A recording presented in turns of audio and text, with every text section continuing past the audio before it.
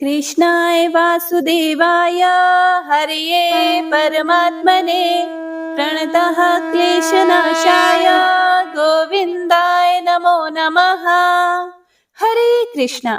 आप सभी भक्तों का दिन शुभ और मंगलमय हो। हे प्रिय भक्तों, पिछले सभी अध्यायों को सुनने के लिए आप सभी का दिल से बहुत बहुत धन्यवाद। तो आइए मन में भगवान का ध्यान करते हुए सुनते हैं आज की महात्म्य कथा। महात्म्य कथा के बाद संतान सप्तमी से एक दिन पहले जिस कथा को सुना जाता है उस कथा को सुनेंगे, जिसे सुनने से षष्ठी माता प्रसन्न होकर बच्चों पर आशीर्वाद बनाए रखती है। तो कथा को पूरा अवश्य सुनिएगा। जय श्री गणेश। जब दानपति अक्रूर को भगवान के वास्तविक रहस्य का पता लग गया, तब वे पूर्ण विज्ञानमय भगवान अच्युत की इस प्रकार स्तुति करने लगे, जिनका सत्ता मात्र स्वरूप है, महिमा अचिंत्य है, जो सर्वत्र व्यापक है, जो कारण रूप से एक है किंतु कार्य रूप से अनेक है। उन परमात्मा को बारंबार नमस्कार है। हे अचिंत्य परमेश्वर, आप शब्द, रूप और हवि स्वरूप हैं। आपको नमस्कार है। हे प्रभु, आप प्रकृति से परे विज्ञान स्वरूप है। आपको नमस्कार है। आप ही भूतात्मा, इंद्रियात्मा, प्रधानात्मा, जीवात्मा और परमात्मा हैं। इस प्रकार एक होते हुए भी आप 5 प्रकार से स्थित हैं। सर्वधर्मात्मन महेश्वर, आप ही क्षर और अक्षर हैं। मुझ पर प्रसन्न होइए। ब्रह्मा, विष्णु तथा शिव आदि नामों से आपका ही वर्णन किया जाता है। हे भगवान, आपके स्वरूप, प्रयोजन और नाम आदि सभी अनिवर्चनीय हैं। आप परमेश्वर को मेरा नमस्कार है। हे नाथ, जहाँ नाम और जाति आदि कल्पनाओं का अस्तित्व नहीं है, वह नित्य, अविकारी और अजन्मा परब्रह्म आप ही हैं। कल्पना के बिना, कोई व्यवहारिक नाम रखे बिना किसी भी पदार्थ का ज्ञान नहीं होता।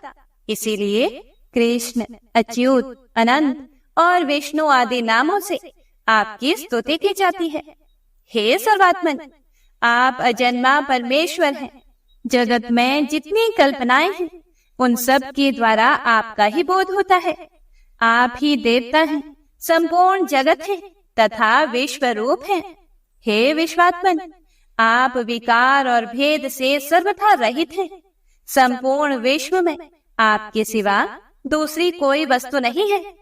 आप ही ब्रह्मा, महादेव जी, सूर्य, धाता, विधाता, इंद्र, वायु, अग्नि, वरुण, कुबेर और यम हैं। एकमात्र आप ही भिन्न भिन्न रूप धारण करके अपनी विभिन्न शक्तियों से जगत की रक्षा करते हैं। आप ही विश्व की सृष्टि करते हैं और आप ही प्रलय कालीन सूर्य होकर संपूर्ण जगत का संहार करते हैं। यह गुणमय प्रपंच आपका ही स्वरूप है। सत्य स्वरूप परमेश्वर का वाचक, जो ओंकार रूप अक्षर है, वह आपका उत्कृष्ट स्वरूप है। वही सत्य, असत्य और ज्ञानात्मा है। आपके स्वरूप को मेरा प्रणाम है। भगवान, वासुदेव रूप में आपको नमस्कार है। संकर्षण संज्ञा धारण करने वाले आपको नमस्कार है। प्रद्युम्न कहलाने वाले आपको मेरा नमस्कार है। और अनिरुद्ध नाम से पुकारे जाने वाले आपको बारंबार नमस्कार है। हे प्रिय भक्तों, इस प्रकार जल के भीतर यदुवंशी अक्रूर ने सर्वेश्वर श्री कृष्ण की स्तुति करके मानसिक धूप और पुष्पों द्वारा उनका पूजन किया। अन्य विषयों का चिंतन छोड़कर मन को उन ब्रह्म भूत परमात्मा में लगाकर दीर्घ काल तक ध्यान किया। उसके बाद समाधि से विरत होकर अपने आप को कृतार्थ मानते हुए यमुना जल से निकलकर वे फिर से रथ के पास आए और वहां आने पर उन्होंने बलराम जी और श्री कृष्ण को पहले की ही भांति बैठे देखा। अक्रूर जी के नेत्रों से विस्मय का आभास मिलता था। यह देखकर श्री कृष्ण ने उनसे कहा, हे अक्रूर जी, आपने यमुना के जल में कौन सी आश्चर्य की बात देखी है जो आपके नेत्र आश्चर्यचकित दिखाई देते हैं? फिर अक्रूर जी बोले, हे अच्युत, जल के भीतर मैंने जो आश्चर्य देखा है उसे यहीं अपने सामने मूर्तिमान बैठा देखता हूँ। यह परम आश्चर्यमय जगत जिन महात्मा का स्वरूप है, उन्हीं आश्चर्य स्वरूप आपके साथ मेरा समागम हुआ है। हे मधुसूदन, अब इस विषय में अधिक कहने की क्या आवश्यकता। चलिए मथुरा चलते हैं। मैं कंस से डरता हूँ, जो दूसरों के टुकड़ों पर जीवन निर्वाह करने वाले हैं। उन मनुष्यों के जन्म को तो धिक्कार है। ऐसा कहकर अक्रूर ने घोड़ों को हाँक दिया और सायंकाल के समय मथुरापुरी में जा पहुंचे। मथुरा को देखकर अक्रूर ने बलराम जी और श्री कृष्ण से कहा, हे महापराक्रमी वीरों, अब आप लोग पैदल जाइए, मैं रथ से अकेला ही जाऊंगा। और मथुरा में पहुंचकर आप दोनों वसुदेव जी के घर मत जाना, क्योंकि आपके ही कारण वह बेचारे बूढ़े कंस के द्वारा सदा अपमानित होते हैं। ऐसा कहकर अक्रूर मथुरापुरी में चले गए। बलराम और श्री कृष्ण भी पुरी में पहुंचकर राजमार्ग पर आ गए। उस समय नगर के सभी स्त्री पुरुष आनंद पूर्ण नेत्रों से उन्हें निहारते थे। वे दोनों वीर तरुण हाथियों की भांति लीला पूर्वक चल रहे थे। घूमते घूमते उन दोनों भाइयों ने कपड़ा रंगने वाले एक रजक को देखा। उससे अपने शरीर के अनुरूप सुंदर वस्त्र मांगे। वह राजा कंस का रजक था। राजा की कृपा पाकर उसका अहंकार बहुत ही अधिक बढ़ गया था, जिसके कारण उसने बलराम और श्री कृष्ण के प्रति ललकार कर अनेक आक्षेप युक्त कटु वचन कहे। उस दुरात्मा रजक का बर्ताव देखकर श्री कृष्ण को बहुत क्रोध आया। उन्होंने बहुत जोर से थप्पड़ मारकर उस रजक का मस्तक पृथ्वी पर गिरा दिया। उसे मारकर बलराम और श्री कृष्ण ने उसके सारे वस्त्र छीन लिए और अपनी रुचि के अनुसार पीले एवं नीले वस्त्र धारण करके वे बड़ी प्रसन्नता के साथ माली के घर गए। उन्हें देखते ही माली के नेत्र आनंद से खिल उठे। वह अत्यंत विस्मित होकर मन ही मन सोचने लगा, ये दोनों किसके पुत्र हैं, कहाँ से आए हैं। एक के अंग पर पीतांबर शोभा पाता है तो दूसरे के शरीर पर नीलांबर। दोनों ही अत्यंत मनोहर दिखाई देते हैं। उन्हें देखकर माली ने समझा कि दो देवता इस भूतल पर उतरे हैं। उन दोनों भाइयों के मुख कमल प्रफुल्लित दिखाई देते थे। माली ने दोनों हाथ पृथ्वी पर फैलाकर सिर से पृथ्वी का स्पर्श करते हुए साष्टांग प्रणाम किया और कहा, हे नाथ, आप दोनों बड़ी कृपा करके मेरे घर पधारे हैं। मैं तो धन्य हो गया। अब पुष्पों से आप दोनों की मैं पूजा करूंगा। ऐसा कहकर उसने रुचि के अनुसार फूल भेंट किए। ये सुंदर हैं, ये मनोहर हैं। ऐसा कहते हुए उसने उनके मन में फूलों के प्रति आकर्षण पैदा किया और जो जो उन्हें पसंद आया वह सब दिया। प्राय सभी फूल मनोहर, निर्मल और सुगंधित थे। श्री कृष्ण ने भी प्रसन्न होकर माली को वर दिया, हे भद्र, मेरे अधीन रहने वाली लक्ष्मी तेरा कभी त्याग नहीं करेगी। सौम्य, तेरे बल और धन की कभी हानि नहीं होगी। जब तक यह पृथ्वी और सूर्य रहेंगे तब तक तेरे पुत्र पौत्र आदि वंश परंपरा कायम रहेगी। तू बहुत सी भोग भोग कर अंत में मेरी कृपा से मुझे याद करते हुए दिव्य लोक को प्राप्त करेगा। हे भद्र, तेरा मन हर समय धर्म में लगा रहेगा। ऐसा कहकर बलराम सहित श्री कृष्ण माली द्वारा पूजित होकर उसके घर से चले आए। व्यास जी कहते हैं कि उसके बाद श्री कृष्ण ने राजमार्ग पर एक कुब्जा स्त्री को देखा जो अंगराग से भरा हुआ पात्र लिए आ रही थी। उसे देखकर श्री कृष्ण ने पूछा, हे कमल लोचने, तू यह अंगराग किसके पास ले जाती है, सच सच बता। उनकी बात सुनकर वह श्री हरि के प्रति अनुरक्त हो गई और बोली, प्रिय, क्या आप नहीं जानते, कंस ने मुझे अंगराग लगाने का कार्य सौंप रखा है। मैं अनेक वक्रा के नाम से विख्यात हूँ। मेरे सिवा दूसरे किसी का भी घिसा हुआ चंदन कंस को पसंद नहीं आता। श्री कृष्ण बोले, हे सुमुखी, यह सुंदर सुगंध युक्त अनुलेपन तो राजा के ही योग्य है।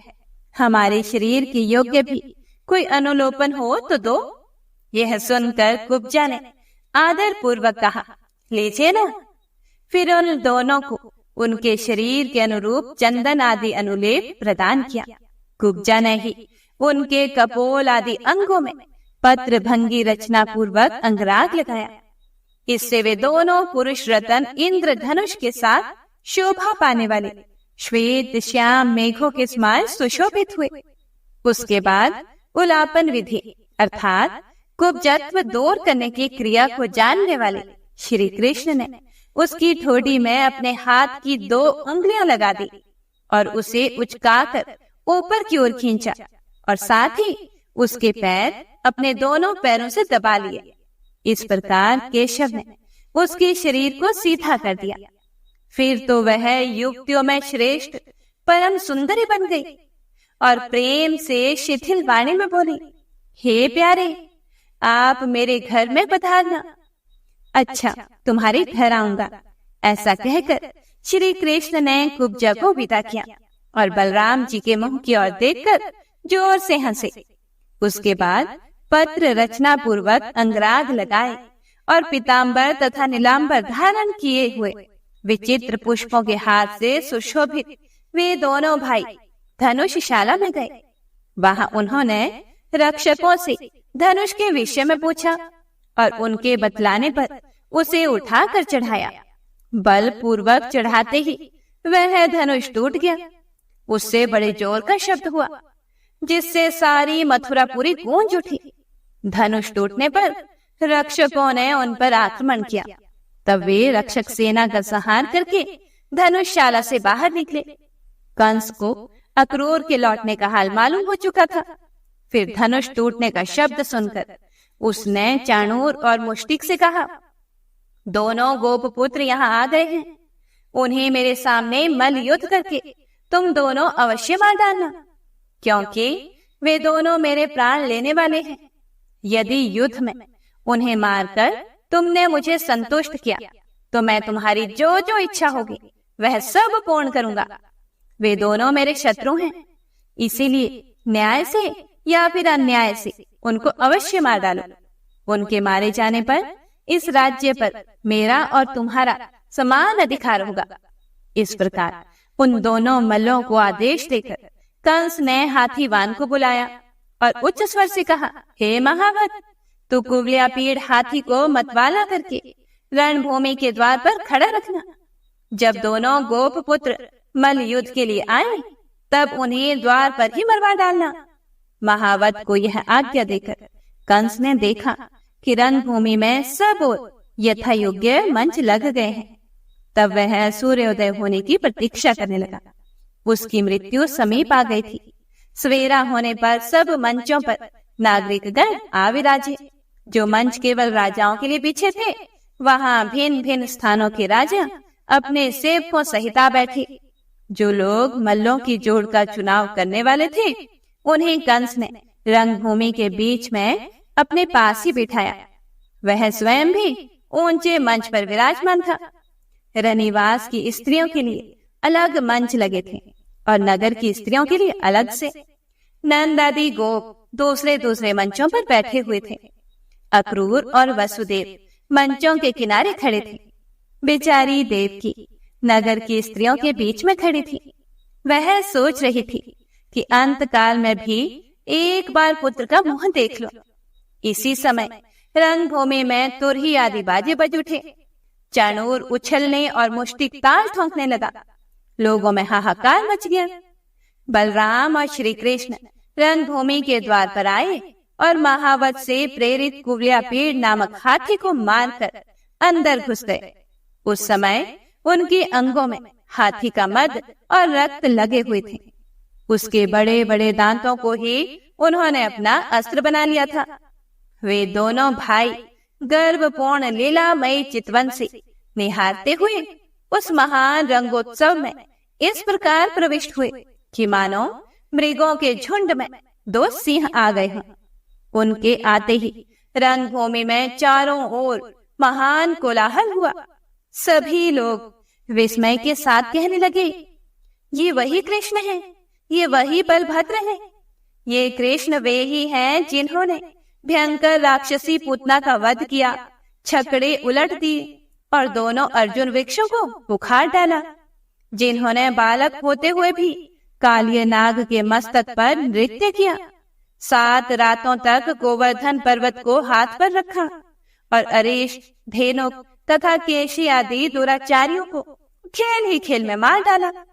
वे ही ये श्री कृष्ण दिखाई देते हैं और ये जो दूसरे महाबाहु युवतियों के मन और नैनों को आनंद देते हुए लीला पूर्वक आगे आगे चल रहे हैं, वे श्री कृष्ण के बड़े भाई बलदेव जी हैं। पौराणिक रहस्य को जानने वाले विद्वान पुरुष इन्हीं गोपाल के विषय में इस प्रकार कहते हैं कि ये शोक सागर में डूबे हुए यदु वंश का उद्धार करेंगे। निश्चय ही ये सबको जन्म देने वाले सर्वभूत स्वरूप भगवान विष्णु के अंश हैं, जो पृथ्वी का भार उतारने के लिए अवतीर्ण हुए हैं। इस प्रकार जब नगर के लोग बलराम और श्री कृष्ण का वर्णन कर रहे थे, उस समय देवकी के हृदय में स्नेह के कारण उनके स्तनों से दूध बहने लगा। वसुदेव जी तो मानो समीप आई हुई वृद्धावस्था को छोड़कर युवा हो गए हों। उनकी दृष्टि अपने दोनों पुत्रों पर ही लगी हुई थी, मानो वे ही उनके लिए महान उत्सव हों। रनिवास की स्त्रियां एक टक नेत्रों से श्री कृष्ण और बलराम को निहारती थी। नगर की स्त्रियां तो उनकी ओर से दृष्टि ही नहीं हटाती थी। स्त्रियां आपस में कहने लगी, हे सखियों, श्री कृष्ण का मुख तो देखो, कैसी कमल जैसी सुंदर आंखें हैं। कुवलिया पीड़ हाथी से युद्ध करने के कारण जो परिश्रम हुआ है, उससे इनके मुख पर पसीने की बूंदें निकल आई हैं। इन पसीने की बूंदों से सुशोभित इनका प्रसन्न मुख ऐसा जान पड़ता है मानो खिले हुए कमल पर ओस के कण शोभा पा रहे हो।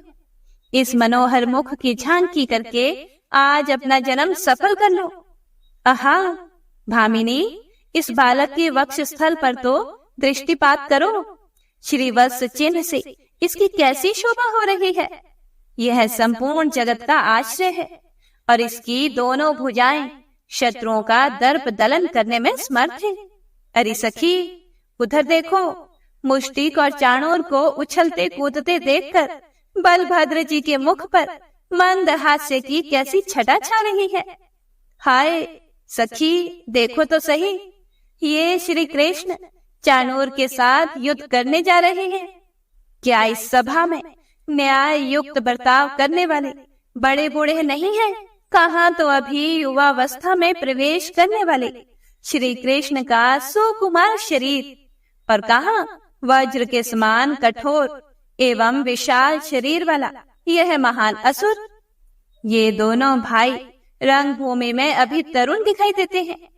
इनके सभी अंग कोमल हैं और चाणूर आदि दैत्य मल बड़े ही भयंकर हैं।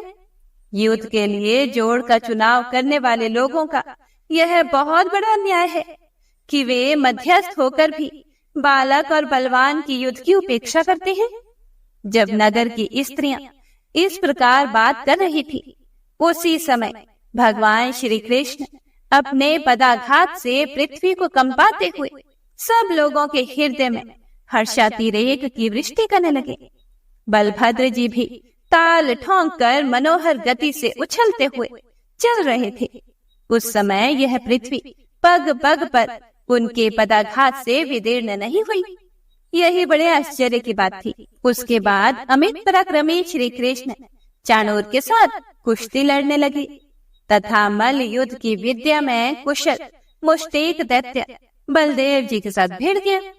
श्री कृष्ण चाणूर के साथ परस्पर भिड़कर, नीचे गिराकर, उछालकर, घोंसे और वज्र के समान कोहनी से मारकर, पैरों से ठोकरें देकर तथा एक दूसरे के शरीर को रगड़कर लड़ने लगे। इस तरह उन दोनों में बड़ा भारी युद्ध हुआ। उस युद्ध में यद्यपि किसी अस्त्र शस्त्र का प्रयोग नहीं होता था, तो भी वह अत्यंत घोर एवं भयंकर था।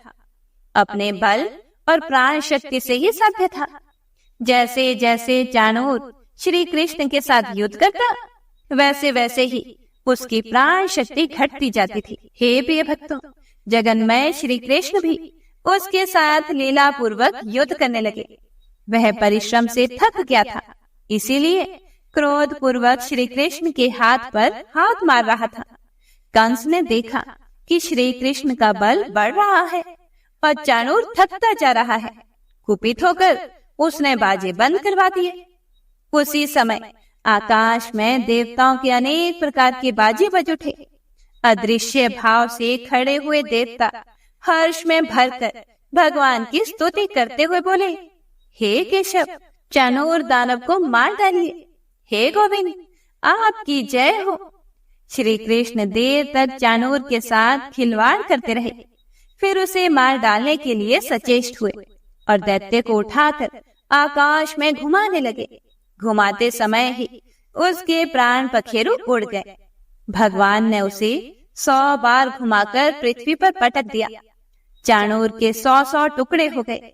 उसके रक्त की धारा से अखाड़े में गहरी कीचड़ हो गई। महाबली बलदेव जी भी उतनी देर तक मुष्टि के साथ लड़ते रहे। अंत में उन्होंने भी उस दैत्य के मस्तक पर मुक्के का प्रहार किया और छाती में घुटने से आघात करके उसे पृथ्वी पर गिरा दिया। फिर अपने शरीर से रगड़कर उसका कचुम्बर निकाल दिया। उसकी जीवन लीला समाप्त हो गई। उसके बाद श्री कृष्ण ने फिर से महाबली मलराज तोशल को बाएं घोंसे की चोट से मार गिराया। चाणूर, मुष्टिक और तोशल के मारे जाने पर शेष पहलवान भाग खड़े हुए। उस समय श्री कृष्ण और बलभद्र रंगभूमि में समवयस्क ग्वाल बालों को साथ लेकर हर्ष में भरकर उछलने कूदने लगे। यह सब देखकर कंस की आंखें क्रोध से लाल हो गईं। उसने अपने सेवकों को आज्ञा दी, इन दोनों ग्वालों को बलपूर्वक रंगशाला से बाहर निकाल दो। पापी नंद को भी पकड़कर तुरंत बेड़ियों में जकड़ दो। वसुदेव को भी उसकी वृद्धता का विचार न रखते हुए कठोर दंड देकर मार डालो। ये जो ग्वाल बाल श्री कृष्ण के साथ उछल रहे हैं, इन सब की गौएं छीन लो और इनके घर में जो कुछ भी धन संपत्ति हो उसे लूट लो। कंस को इस प्रकार आदेश देते देखकर भगवान मधुसूदन हंस पड़े। वे उछलकर मंच पर जा चढ़े। राजा का मुकुट पृथ्वी पर गिर पड़ा। श्री कृष्ण ने उसके केश पकड़ लिए और उसे पृथ्वी पर गिराकर स्वयं भी उसी पर कूद पड़े। वे संपूर्ण जगत का भार लेकर उसके ऊपर कूदे थे, इसीलिए उसके प्राण निकल गए। उग्रसेन कुमार राजा कंस संसार से चल बसा। मरने पर भी श्री कृष्ण ने उसके मस्तक के बाल पकड़कर उसके शरीर को रंगभूमि में घसीटा।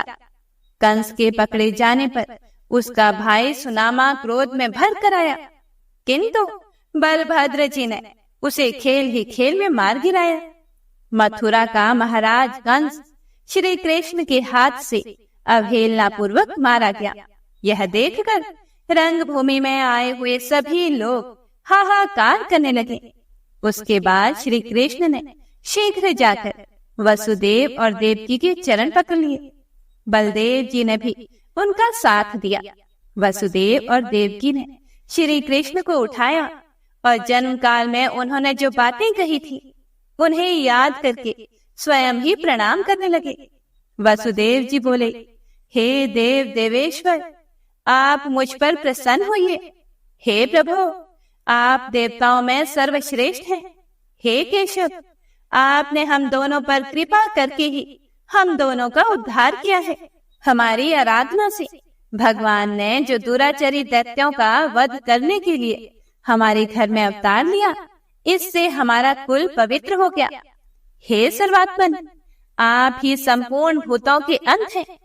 आप में ही सबका लय होता है। आप समस्त प्राणियों के भीतर विराजमान हैं।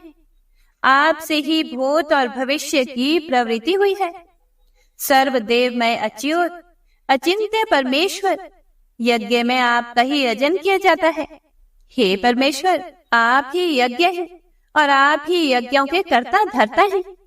आपके प्रति परमात्मा भाव को हटाकर जो मेरा और देवकी का मन पुत्र स्नेह के कारण आपकी ओर जाता है, यह हमारे लिए अत्यंत विडंबना है।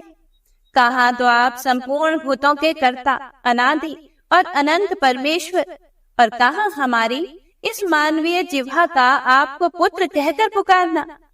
जिनके भीतर समस्त चराचर जगत प्रतिष्ठित है, वे किसी मनुष्य से कैसे उत्पन्न हो सकते हैं? किसी नारी के गर्भ में कैसे शयन कर सकते हैं? हे जगन्नाथ, जिनसे यह संपूर्ण संसार उत्पन्न हुआ है, वे आप माया के सिवा किस युक्ति से मेरे पुत्र हो सकते हैं? हे परमेश्वर, आप प्रसन्न हो, इस विश्व की रक्षा करें। आप मेरे पुत्र नहीं हैं। हे ईश, ब्रह्मा से लेकर वृक्ष पर्यंत संपूर्ण जगत आपसे ही उत्पन्न हुआ है। हे परमात्मन, आप हमारे मन में मोह क्यों उत्पन्न करते हैं? मेरी दृष्टि माया से मोहित हो रही है। आप मेरे पुत्र हैं, यह समझकर मैंने कंस से अत्यंत भय किया था और शत्रु के भय से व्याकुल होकर आपको गोकुल ले गया था। गोविंद, वहां रहकर आप मेरे सौभाग्य से इतने बड़े हुए हैं। रुद्र, मरुदगण, अश्वनी कुमार और इंद्र के द्वारा भी जो कार्य सिद्ध नहीं हो सकते, वे भी आपके द्वारा सिद्ध होते देखे गए हैं। हे ईश, आप साक्षात श्री विष्णु हैं, जगत का कल्याण करने के लिए इस भूतल पर अवतीर्ण हुए हैं। हमारा सारा मोह अब दूर हो गया। ओम नमो नारायणाय। हे प्रिय भक्तों, आज के अध्याय में बस इतना ही। इससे आगे का वृतांत आप अगले अध्याय में सुनिएगा। संतान सप्तमी की पूर्व संध्या की कथा। बहुत समय पहले विदर्भ देश में सत्यव्रत नामक एक धर्मात्मा ब्राह्मण रहते थे। उनकी पत्नी सुप्रिया अत्यंत पतिव्रता और धर्मपरायणा थी। दोनों ही भगवान विष्णु और माता पार्वती शिव जी की भक्ति में लीन रहते थे। परंतु उनके जीवन की सबसे बड़ी व्यथा यह थी कि विवाह को उनके कई वर्ष हो जाने पर भी उनके कोई संतान नहीं हुई। सत्यव्रत जी दिन रात प्रार्थना करते। सुप्रिया माँ पार्वती के चरणों में आंसू बहाती। दोनों सोचते कि शायद पूर्व जन्म के किसी पाप के कारण हमें संतान सुख से वंचित रहना पड़ रहा है। एक दिन गांव में ऋषि अगस्त्य मुनि पधारे। वे घर घर जाकर लोगों को धर्म, उपासना और व्रत की महिमा सुना रहे थे। सत्यव्रत और सुप्रिया ने भी उनका आतिथ्य किया और प्रणाम करके अपनी व्यथा उन्हें सुनाई। हे गुरुदेव, हम दोनों संतान सुख से वंचित हैं। हमारे जीवन का सबसे बड़ा शून्य यही है। क्या कोई उपाय है जिससे हमें भी संतान लाभ हो सके? ऋषि अगस्त्य जी ने कुछ देर ध्यान लगाया और फिर उनसे कहा, हे पुत्री, कल भाद्रपद शुक्ल षष्ठी है, जिसे संतान षष्ठी कहते हैं। इस दिन माता पार्वती ने स्वयं अपने आशीर्वाद से असंख्य निःसंतान माताओं को संतान प्राप्ति कराई थी। यदि तुम सच्चे मन से उपवास रखकर माता षष्ठी की कथा सुनोगी तो निश्चय ही तुम्हारे घर पुत्र रत्न का जन्म होगा। बस यह सुनकर सुप्रिया का हृदय आशा से भर गया और अगले ही दिन उसने विधि पूर्वक स्नान करके माता षष्ठी का व्रत करना शुरू किया। घर आंगन को लीप पोत कर पवित्र किया। कलश पर नारियल रखकर षष्ठी माता की मूर्ति बनाई और हाथ जोड़कर उनसे प्रार्थना की, हे माता षष्ठी, मुझे माँ बनने का सौभाग्य दीजिए। जैसे ही कथा का श्रवण प्रारंभ हुआ, सुप्रिया की आंखों में आंसू छलक आए। कथा यह थी, एक बार देवलोक में भी माता षष्ठी की पूजा के बिना देवताओं का यज्ञ सफल नहीं हो रहा था। ब्रह्मा जी ने स्वयं कहा कि सप्तमी के एक दिन पूर्व षष्ठी माता की पूजा करना अनिवार्य है। वे संतान की अधिष्ठात्री देवी हैं। उनके बिना ना कोई वंश चलता है और ना ही लोक की गति होती है। उस दिन देवताओं ने श्रद्धा से षष्ठी माता का पूजन किया, तभी यज्ञ सफल हुआ और सभी लोगों में मंगल छा गया। यह कथा सुनते सुनते सुप्रिया को अनुभव हुआ कि मानो माता स्वयं उसके सामने खड़ी हो। कथा पूर्ण होने पर उसने प्रणाम किया और निश्चय किया कि वह हर वर्ष इस व्रत का पालन करेगी। कुछ समय के बाद ही माता षष्ठी की कृपा से सुप्रिया के गर्भ से एक सुंदर बालक का जन्म हुआ। वह बालक तेजस्वी, बुद्धिमान और माता पिता के लिए परम प्रिय था। गांव में लोग कहने लगे कि यह तो षष्ठी माता का प्रसाद है, जिन्होंने सुप्रिया के आंगन को रोशन कर दिया है। समय बीता, बालक बड़ा हुआ। सत्यव्रत और सुप्रिया उस पर असीम स्नेह लुटाते। लेकिन एक बार संयोग से बालक किसी रोग से पीड़ित हो गया। वैद्य औषधि सब निष्फल हो गए। सुप्रिया रोती हुई माता षष्ठी के चरणों में गई और माता से कहने लगी, हे माते, आपने मुझे यह पुत्र दिया है, अब इसकी रक्षा भी आप ही कीजिए। इसके बिना मेरा जीवन अंधकारमय हो जाएगा। हे प्रिय भक्तों, रात को वह माता की मूर्ति के पास रोते रोते सो गई और स्वप्न में माता षष्ठी प्रकट हुई और उससे बोली, हे सुप्रिया, भय मत करो, तेरे पुत्र की रक्षा होगी। परंतु ध्यान रखना, हर वर्ष संतान सप्तमी के पूर्व दिवस पर मेरी कथा सुनना और व्रत करना, इससे तेरे पुत्र के सारे संकट मिटेंगे। सुबह होते ही सुप्रिया ने ऋषि अगस्त्य से यह स्वप्न बताया। फिर ऋषि ने कहा कि पुत्री, यह माता षष्ठी का आदेश है, इस नियम का पालन करती रहो, इससे तुम्हारा वंश सदा फलता फूलता रहेगा। धीरे धीरे यह परंपरा पूरे गांव और आसपास के क्षेत्रों में फैल गई। हर स्त्री ने यह माना कि संतान सुख की रक्षा के लिए संतान सप्तमी से एक दिन पहले षष्ठी माता की कथा और व्रत करना आवश्यक है। ऐसी मान्यता है कि भक्ति और नियम से की गई पूजा व्यर्थ नहीं जाती। माता षष्ठी अपने भक्तों की संतान को लंबी आयु, स्वास्थ्य और सुख देती है।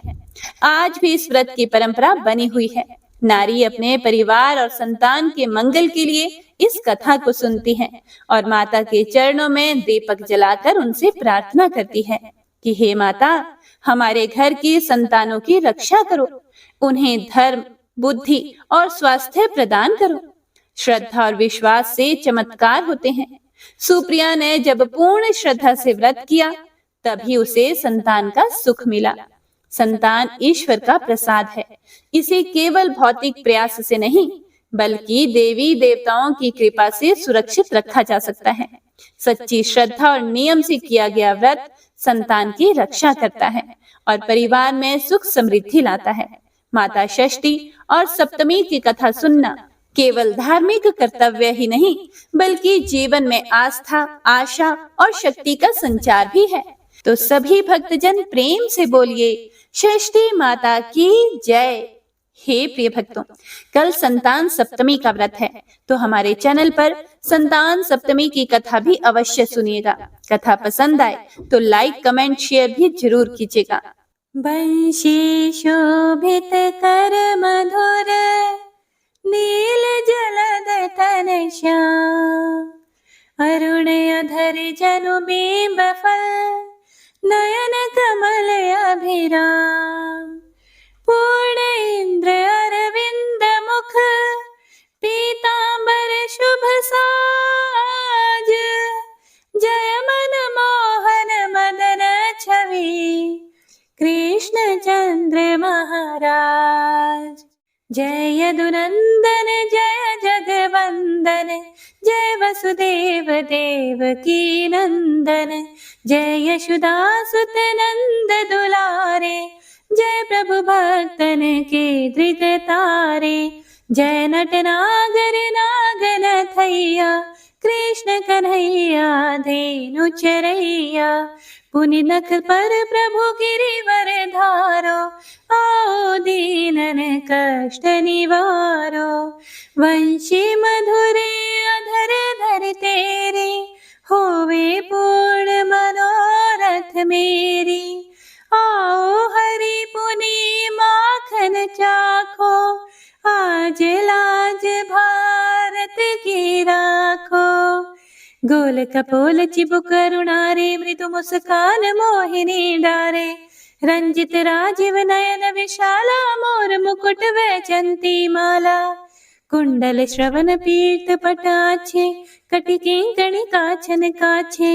नील जलज सुंदर तनु सोहे, छवि लखि सुर नर मुनि मन मोहे। मस्तक तिलक अलक घुंघराले, आओ कृष्ण बांसुरी वाले।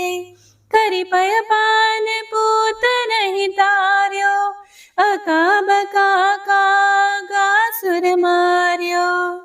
मधुवन जलत अग्नि जब ज्वाला, भई शीतल लखि तहि नंद लाला। सुरपति जब ब्रज चढ़े और साई, मौसर धार वारी वर्षाई। लगत लगत ब्रज चहन बहायो, गोवर्धन नख धारी बचायो। लखि यशोदा मन भ्रम अधिकाई, मुख मह 14 भुवन दिखाई। दुष्ट कंस अति उधम मचायो, कोटि कमल जब फूल मंगायो। नाथी काली यही तब तुम लीन है, चरण चिन्ह दई निर्भय कीन है। करि गोपिन संग रास विलासा, सबकी पूर्ण करी अभिलाषा। केतिक महासुर संहार्यो, कंस ही केस पकड़ी दई मार्यो। मात पिता की बंदी छुड़ाई, उग्रसेन कहा राज दिलाई। मही से मृतक छहो सुत लायो, मातु देव की शोक मिटायो। भौमासुर मुर दैत्य सहारी, लाए 18 सहस कुमारी। दई भिन ही तृण चीर सहारा, जरा सिंधु राक्षस कह मारा। असुर बकासुर आदिक मार्यो, भक्तन के तब कष्ट निवार्यो। दीन सुदामा के दुख टार्यो, तंदुल 3 मूठ मुख डार्यो।